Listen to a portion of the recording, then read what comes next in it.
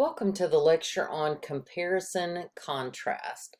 In this lecture, we're going to be teaching you about the key concepts of comparing and contrasting two items. And we'll also be talking about what that means when you're writing a comparison contrast essay. Now, first we want to start off just talking about that difference between comparison and contrast. If you are comparing two things, you are looking at their similarities. If you are contrasting two things, you are looking at their differences. In both of these cases, you're doing so while making connections for a purpose. There is a reason that you are comparing and contrasting, or comparing or contrasting. And that reason is going to be set up in your thesis statement. Just like any other paper, you're going to have a thesis statement. When someone reads that thesis statement, they're going to know what are the topics for the paper. In this case, what are the two things that are being compared or contrasted? And they're going to know purpose. What is the reason that this is being done? What is the big point that is going to be made in this essay by looking at similarities or differences in these two items? Now, you can have an essay in which you are just comparing two items. You could have an essay in which you are just contrasting two items.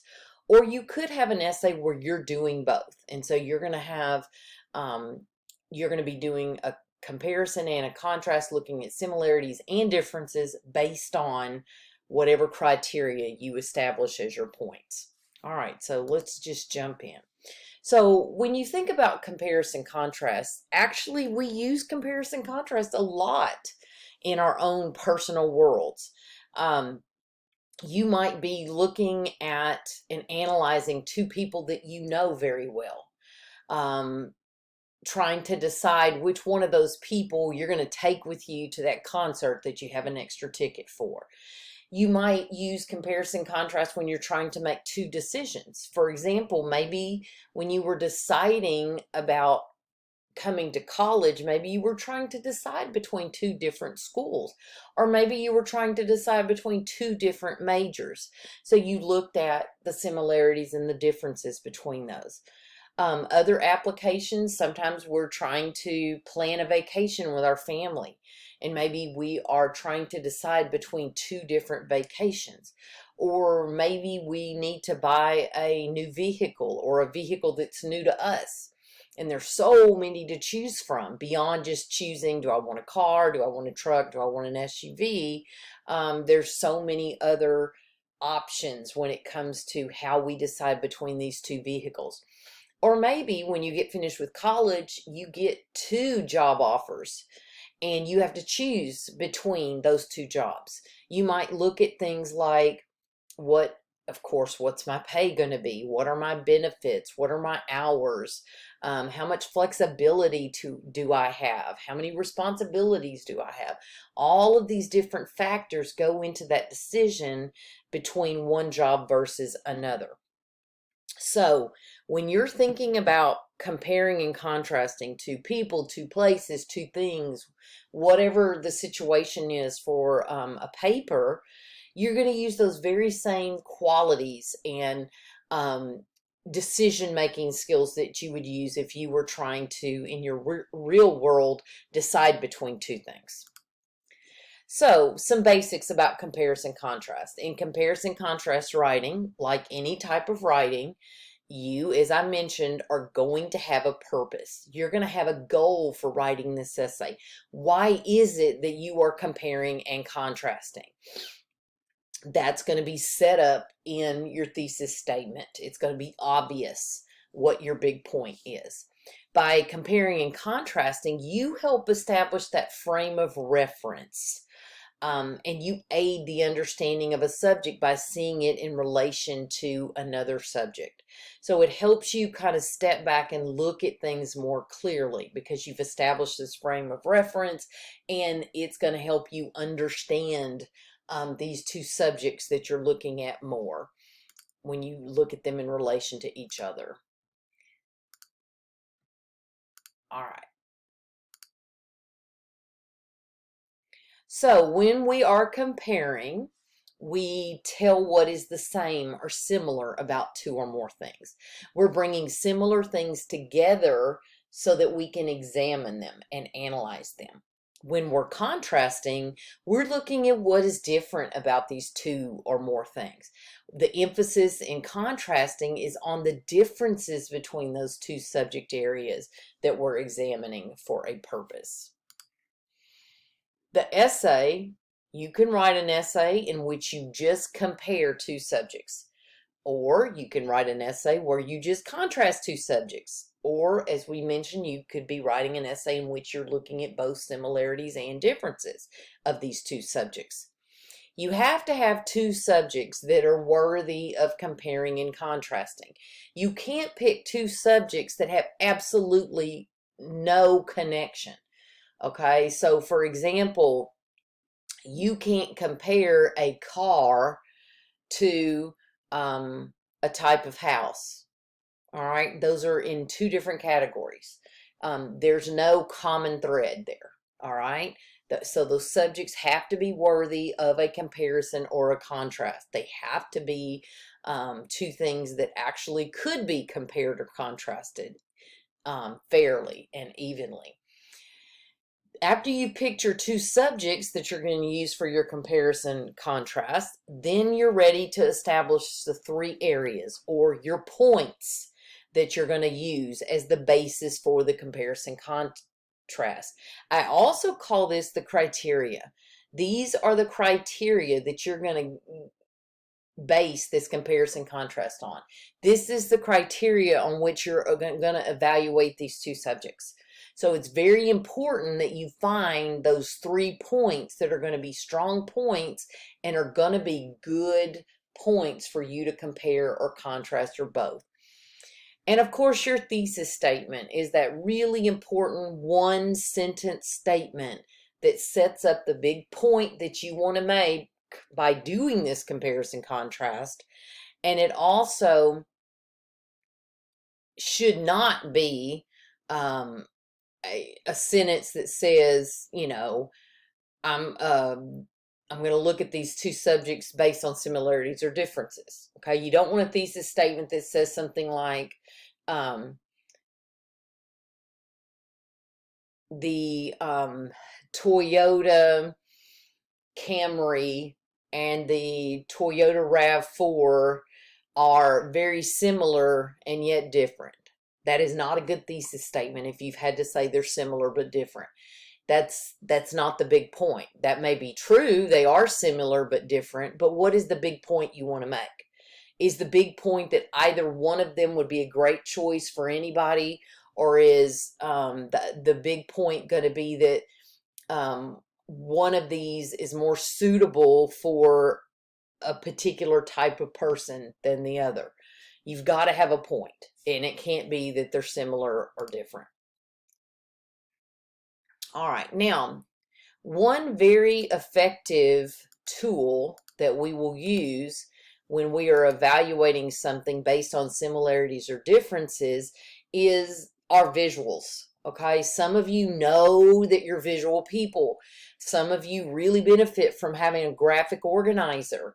So a Venn diagram is one of those very popular graphic organizers that is used for comparison contrast. It's the one that has the intersecting circles. Like you have one circle, and next to it you have another circle, and in the middle those two intersect. And so you can look at the similarities between the two subjects, and then where it's overlapping, where you look at the differences between the two subjects and where it's overlapping, that's actually where they are similar. So it's a great way to organize your thoughts when you're comparing and contrasting two things. In the middle, you're going to put those two objects that are alike, everything about those two objects that are alike. And on the sides, on those outer parts of those circles, that's where you're going to talk about the differences between the two subjects. When you're able to pinpoint similarities and differences, that's the first step to comparing and contrasting. And when you derive a point or a purpose behind doing so, then you're creating that main point that can be made about the topic. In other words, you are creating a thesis statement. So what can we compare and contrast? Well, you could compare two different books, to people, to objects, to animals, to places, to music, types of music, like two different genres of music, to events, anything that you can look at and find similarities or find differences, then those are worthy of you comparing or contrasting. So remember, compare means the same, contrast is different. You want to organize your ideas using a double bubble map or what we call a Venn diagram. You decide what three elements or points you'll use as the basis for the comparison contrast. And then you create that big point, that thesis statement that establishes not only the point for the essay, but provides a purpose for the comparison contrast of the two subjects. Now, when it comes to planning a comparison contrast essay, let's talk about some things you need to consider. All right. Now, if you are going to compare and contrast things, writers use a compare and contrast organizational pattern. Writers use one of two methods. And so this is one of those essays where you're going to have to decide how the body of your paper is going to be set up.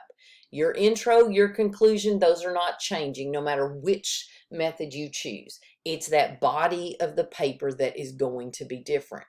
So the first method is called the subject by subject method. It is also called the block method. So I want you to learn both of those terms. The block method, also called the subject by subject method. Now, in this method, the writer is going to discuss all of the features of subject one and then discuss all the features of subject two. Okay?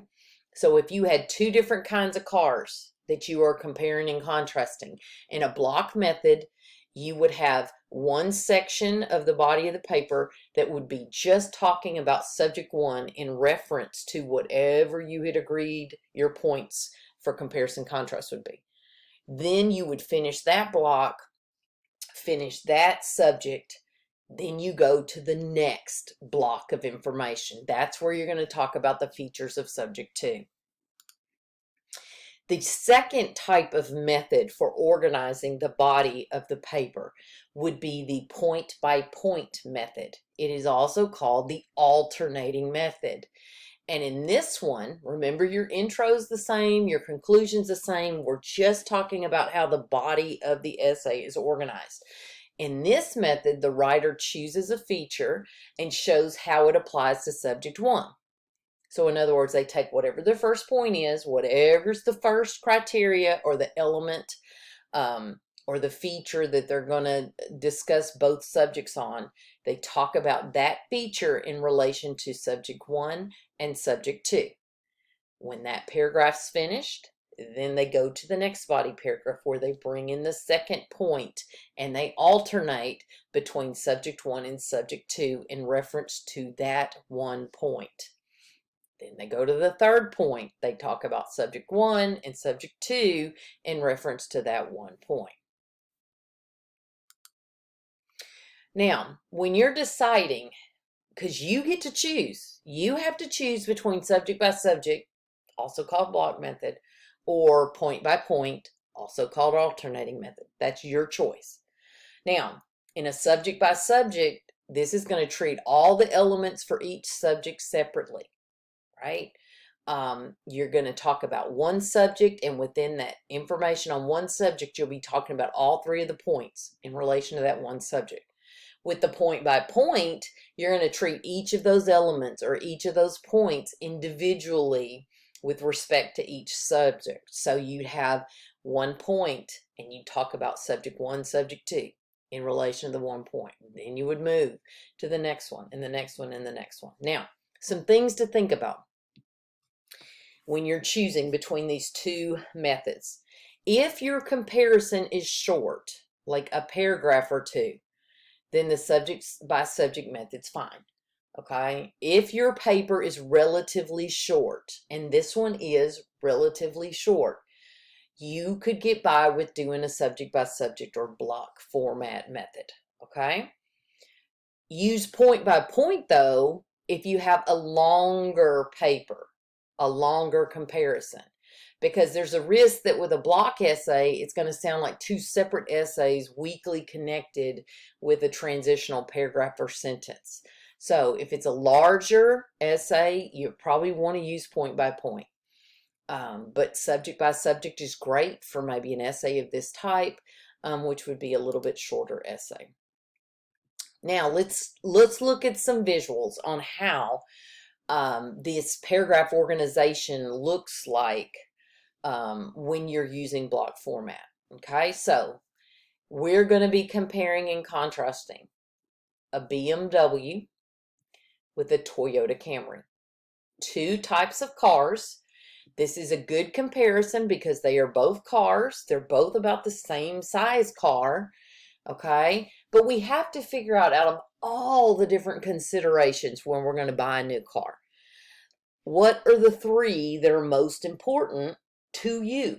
Okay, maybe price is important to you. I know it's important to me. Maybe what kind of mileage that car gets is important because you're commuting to school or to work and you need to get, the best gas mileage for your money. Maybe the cost of insurance is also a consideration. And in case you didn't know this, the age of your car that you're buying, whether it's brand new or whether it's a little older, those factor into the cost of your insurance. Whether it is a sports car, whether it is a foreign car, all of these things and all of the features that your car has all go into the price of insurance.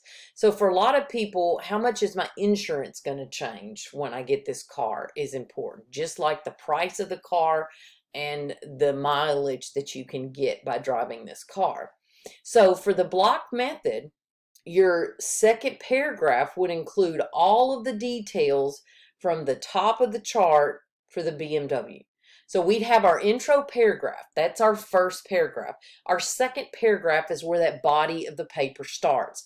So we would have in a block method, our second paragraph would establish the car that we're going to talk about. That's the first subject, which is the BMW.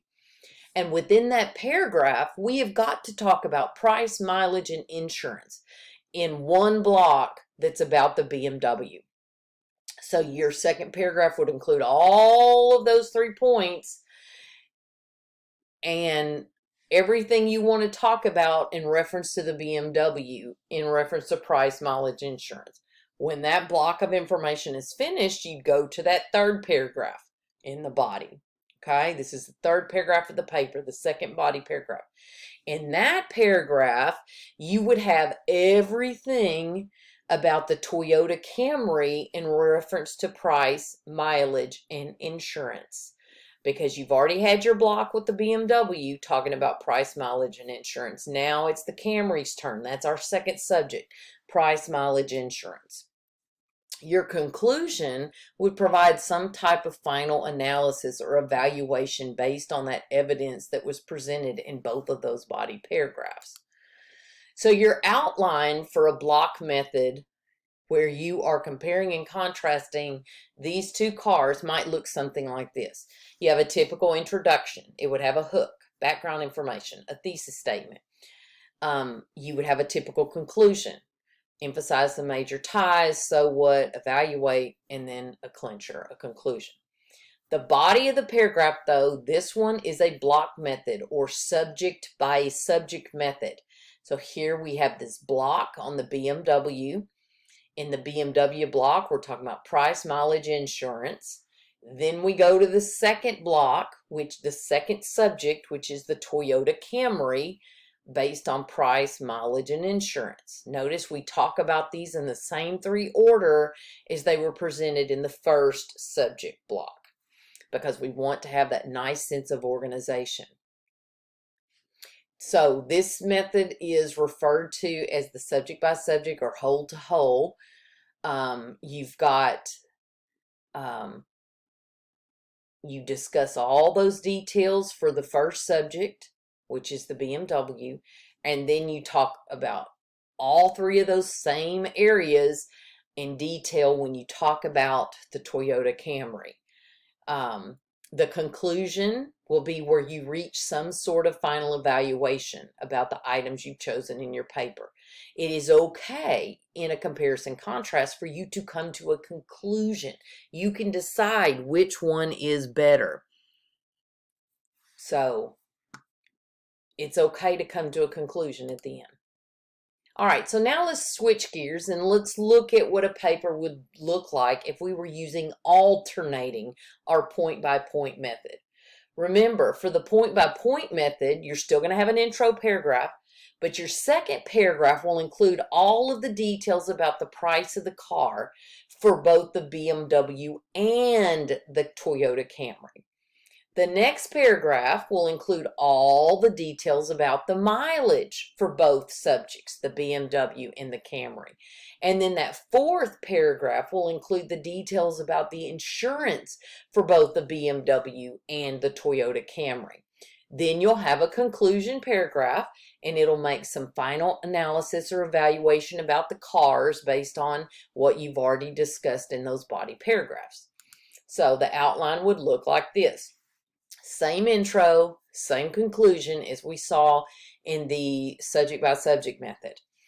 Notice what's different, the body of the paper. And I'll tell you, many students that struggle with organization in their papers like the alternating point by point method.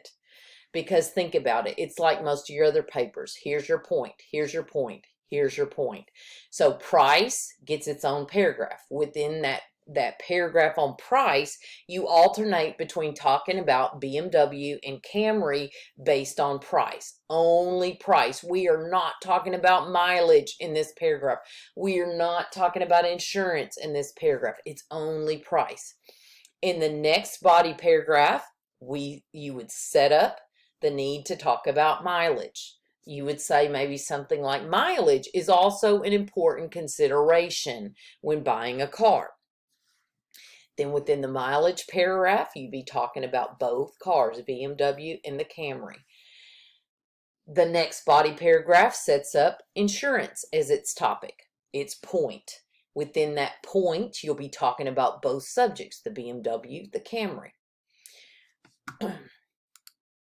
All right, let's look at another example.